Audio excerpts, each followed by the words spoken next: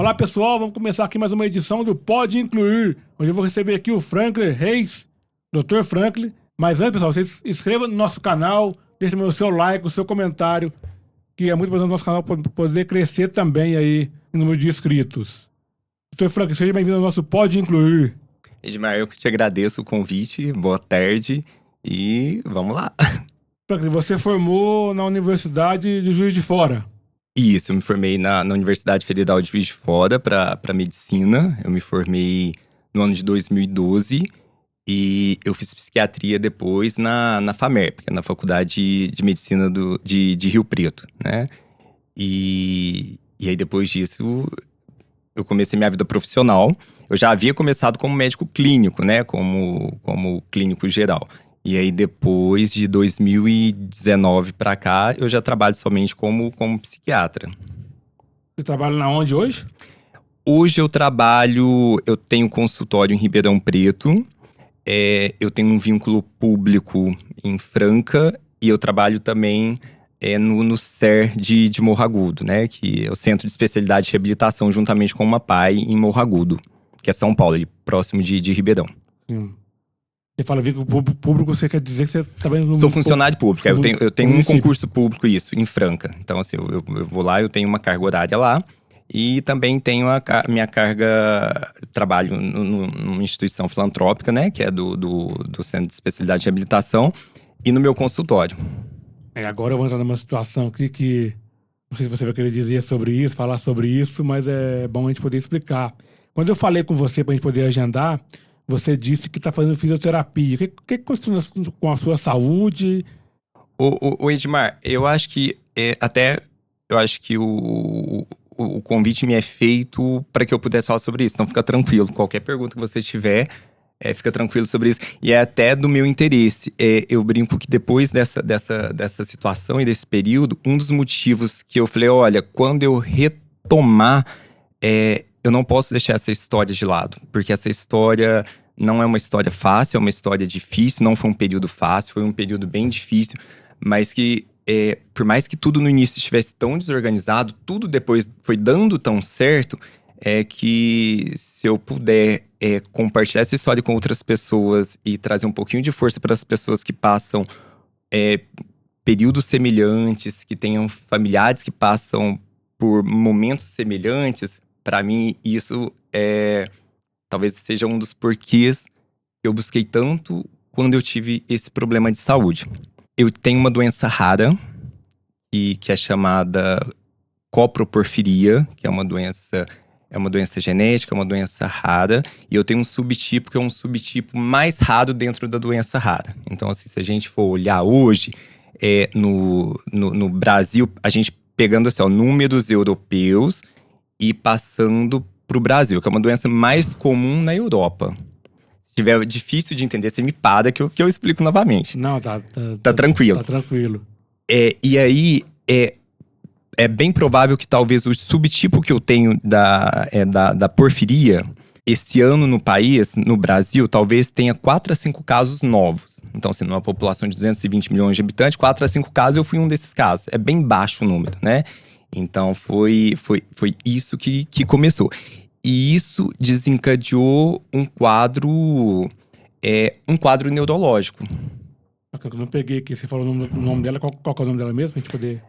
Vamos chamar ela de porfiria. A porfiria seria um conjunto de doenças. Porque assim, é como se fosse uma doença grande, porfiria. É o nome de um grupo de doenças. Dentro da porfiria, a gente tem alguns subtipos. E são 8 subtipos. E eu tenho um desses subtipos. Então, assim, é uma doença que chama porfiria e eu tenho uma que chama coproporfiria. Essa coproporfiria, ela é uma rara dentro das raras. Então, assim, a gente tem... A porfiria é uma doença rara. Talvez você nunca tenha ouvido falar. E talvez a maioria das pessoas que a gente... que vem ouvir a gente, talvez não tenha conseguido... Não tenha ouvido falar dessa doença. Seria a doença dos vampiros de antigamente. Que eles ficavam cinzas. Então, assim, as pessoas às vezes se lembram um pouquinho por causa que alguns filmes às vezes falam, é a doença do vampiro. É por causa que dá uma probleminha na formação do sangue. E é esse probleminha na formação do sangue que leva essa característica mais azulada da pele. Por isso que é da chamada de doença dos vampiros. Mas isso é antigamente em filmes, assim, né? Mas é um subtipo, chama porfiria, assim. O nome geral da doença chama porfiria. Isso aí causa falta de mobilidade? Ela não causa a falta da mobilidade. É porque, assim, ó, tentando ser, assim, um pouco mais didático, a gente tem, no sangue, a gente tem algo no sangue da gente que chama hemoglobina. Pensa assim, é o vermelhinho do sangue, chama hemoglobina. Sim, E aí, quando a gente separa a hemoglobina, o vermelhinho do sangue é formado de duas pecinhas. Globina, uma proteínazinha, e o heme, que é uma outra partezinha do sangue. Então, é como se o sangue fosse formado por essas duas coisinhas. E o heme, que é essa parte do sangue, que forma geralmente lá no fígado. Isso é formado lá no fígado. Ele depende de vários produtinhos para acontecer. Então, é como se, assim, para a gente formar o heme, que vai formar o sangue, que é a hemoglobina, a gente tem várias, é como se fosse numa esteira, cada um vai lá e coloca uma pecinha. Então, assim, cada enzima vai lá e coloca uma pecinha. E no final das contas, a gente tem o heme, que vai formar o sangue depois. O que acontece?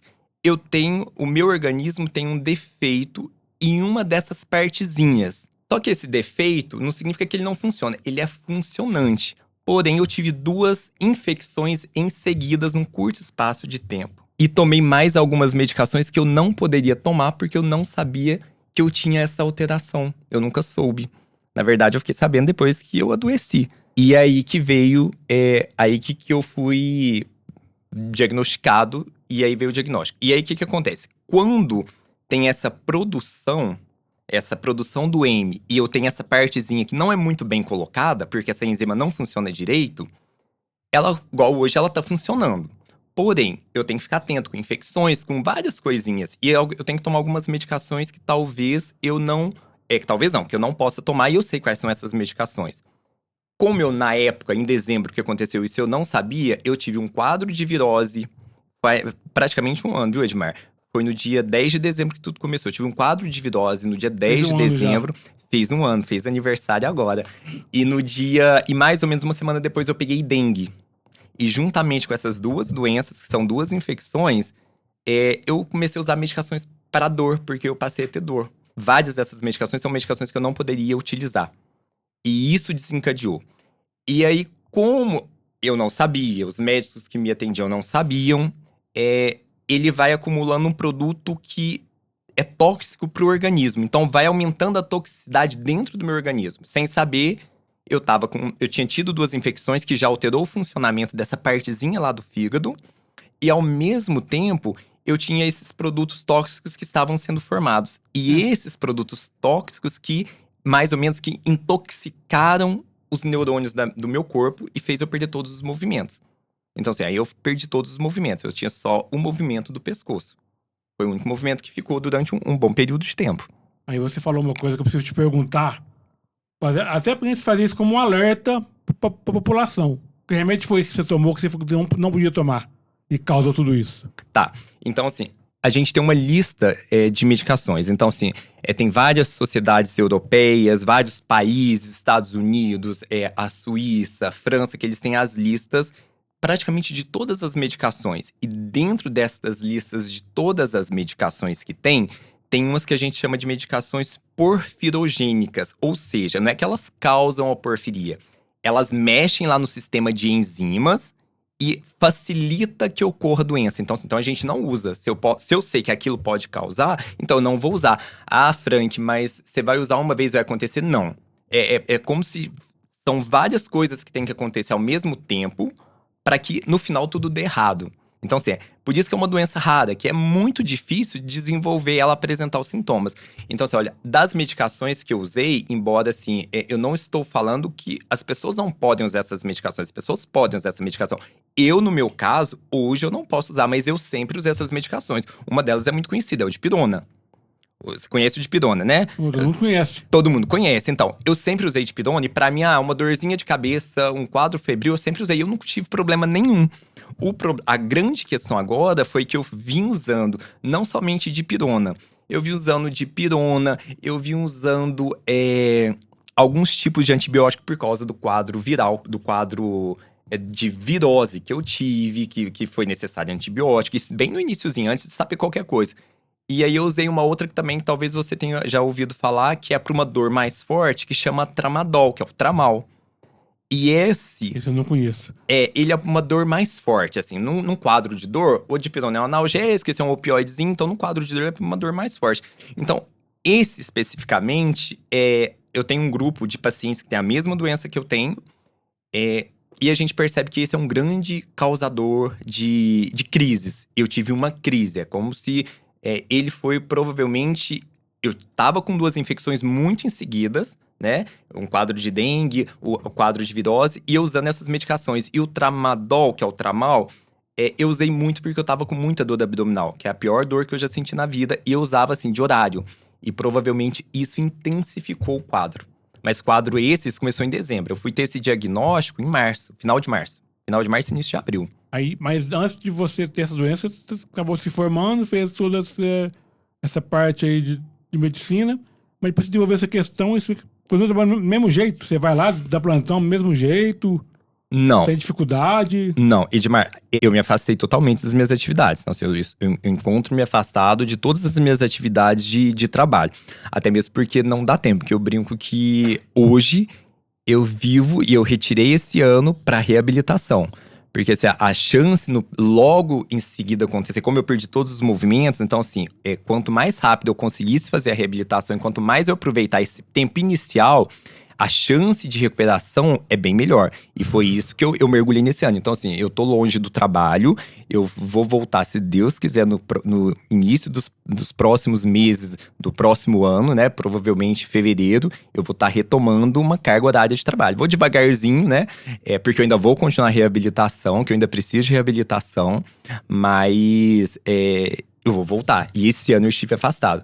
Eu me afastei, eu adoeci, logo em seguida eu já não consegui mais trabalhar. Eu já me afastei fui afastado, na verdade. A porfiria me afastou de uma vez do trabalho. E quando você atendia o pessoal lá, você atendia alguém que tinha algum tipo de deficiência, algum tipo de limitação, assim? Mas você nunca chegou a imaginar que você fosse ter esse tipo de limitação? Edmar, eu trabalho num centro de especialidade num centro de especialidade de reabilitação, que é junto com a PAI lá de Morro Agudo. E assim, é um dos lugares mais especiais que eu trabalho, que eu gosto muito. Então assim, eu atendo crianças neurodivergentes lá. E eu já havia aprendido muito com esse trabalho. Talvez é um dos trabalhos mais diferentes que eu faço, no sentido de você lidar com a percepção das mães quando descobrem que o filho é neurodivergente. De você lidar com essa parte, assim. Peraí, que termo é esse? Neurodivergente, quer dizer autista? Neurodivergente seria o transtorno do espectro do autismo, entra nisso. O transtorno de déficit de atenção e hiperatividade, entra nessa classificação. Então, vamos colocar, então, para que fique mais claro. O Centro de Especialidade de Reabilitação, o principal público dele são pacientes que têm transtorno do espectro do autismo. É o principal público das crianças, dos meus pequenos que eu atendo lá. Uhum. E isso já me fez aprender muito. Eu já estava lá há 3, 4 anos. E ao mesmo tempo lá funciona um centro neurológico. Então tem de doenças neurológicas, de doenças crônicas. Tem a parte dos adultos, né? E eu mexo especificamente com esse público lá em Morro Agudo, no Centro de Especialidade de Reabilitação. Então, isso já fazia parte do meu mundo, mas ainda assim, de certa forma, eu tava na direção. E hoje eu passei pro lado do passageiro. Isso muda bastante coisa. Muda bastante coisa. É difícil pra você entender que você tá numa situação que… Antes você não dependia, você ajudava as pessoas a se reabilitar. Hoje você tá dependendo de alguém que poder te ajudar você a se reabilitar. O Edmar, por mais que a gente… eu acho que enquanto médico, enquanto psiquiatra, a gente treina muito a questão da empatia. E acho que é uma das questões que o profissional de saúde tem que tentar ter, de ter empatia com o próximo, empatia com o paciente. O fato de passar para este lado me fez assim, entender um pouquinho a diferença entre empatia e compaixão. Que hoje eu vivenciei e eu vivencio as mesmas questões que os meus pacientes vivem. Eu sempre gosto de dar um exemplo que, às vezes, quando a gente está numa estrada dirigindo e você tá do lado do motorista, por mais que você se esforce, às vezes você não consegue ver o que o passageiro tá vendo, porque tá do outro lado da estrada. E somente quem tá do lado do passageiro consegue ver. E hoje, eu tenho muito dessa visão do lado do passageiro. Eu tenho muito essa visão do medo do que é ter uma doença crônica, do medo do que é ter uma doença rara, da questão da dificuldade em que a gente precisa das outras pessoas, que a gente precisa da consciência das outras pessoas, que a gente precisa da consciência de onde tem uma vaga, que é para uma vaga para o PCD, que é uma vaga para a pessoa que tem portador de algum tipo de deficiência utilizar, que as pessoas não utilizem nem que seja nem por 5 minutinhos, porque várias das vezes utilizavam uma vaga, por exemplo, no meu prédio. Isso me atrapalhava bastante. Eram só 5 minutinhos que o colega havia parado o carro naquela vaga. Mas eram 5 minutinhos que eu havia acabado de chegar. E aí, às vezes, essa percepção… Às vezes a pessoa, nesse caso, por exemplo, não havia feito por maldade. Era só 5 minutinhos. Mas eram 5 minutinhos em que eu cheguei. Às vezes que eu estava cansado o dia inteiro de terapia e que precisava ser retirado daquela vaga. E às vezes eu mesmo, no meu prédio, às vezes eu já tinha utilizado com a mesma finalidade aquela vaga. E eu pensei, poxa… Precisou de eu passar, às vezes, pro lado do passageiro pra eu ter realmente essa noção. Olha, que não é, aquela vaga ali não é minha. Na época não era minha. E hoje ela continua não sendo minha, mas pra eu descer ela fica mais fácil. Ela facilita pro meu cuidador me auxiliar na hora de descer. E isso faz toda a diferença. Então eu brinco que hoje, quando eu falo que eu vou voltar, e daqui a pouco eu estou voltando a atender os meus pacientes geral da psiquiatria… Eu acho que hoje o que muda é justamente isso. Eu lido com muitas doenças crônicas. E hoje eu tenho, além da empatia que eu sempre busquei como profissional de saúde, depois como psiquiatra, que eu acho que é necessário o profissional de saúde ter, hoje eu acho que eu também tenho compaixão pela situação.